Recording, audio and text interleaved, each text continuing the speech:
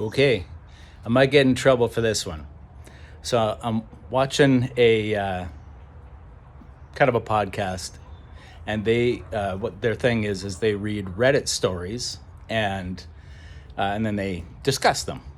So you're probably familiar with it. But this Reddit story was about a woman who was saying that her boyfriend, when they're planning to get married, and when they do, he wants them to assume traditional gender roles, which apparently they've not really discussed or been living in that way thus far. And so all of the podcasters are taking great exception with this. And it's not just the switch that he wants to make, it's, I think, the idea of gender roles. And the fella, one of the things he said was that he should have the final word and it'll save them from arguing, etc. Which is kind of a funny take on it. I don't know if that's how the discussion really went down, but it's how she's describing it in this Reddit post.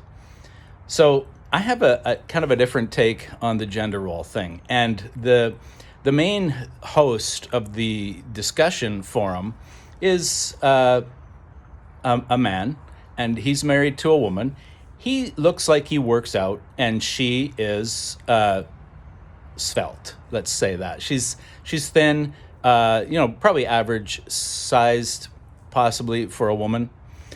And if I was to challenge their view that this is a ridiculous expectation, I think I would just ask a series of questions. And the first question would be that if your wife got into a bind, let's say she went out to a bar and she didn't bring you, and she, while she was there, she started feeling a bit threatened by one of the male patrons of that bar. But there was nobody there that could act as a bouncer or intervene. So she called you. What would you do? And I'm almost certain the answer would be, I would come there and do what I needed to do to protect her, whatever that was. Cool. So let's say she goes again and it happens again. Would you protect her? Of course, that would be the answer. He's going to go protect her. Okay, let's say, and in going there, he is facing a risk. There could be inherent danger. He doesn't know who he's about to face or how many of them there may be.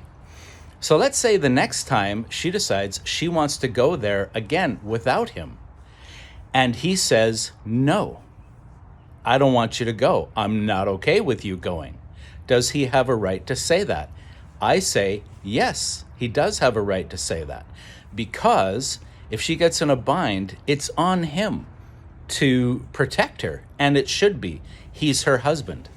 But he should also have the right to say, you're not allowed to put yourself in a risky situation because I'm going to have to risk myself to get you out of it. And if you knowingly put yourself in a risky situation, which could risk both of us, then not only are you risking yourself, but you're risking me as well. And you're not really having respect for me as an individual.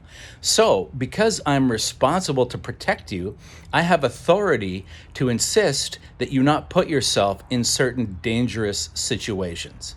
I think that is totally fine. And I think that is the basis for a man's leadership, where he's supposed to lead his family in a way that takes them on to flourishing and prosperity within their own lives, and that offers them maximum protection. And so that's why those roles exist in that way. Interested in your thoughts.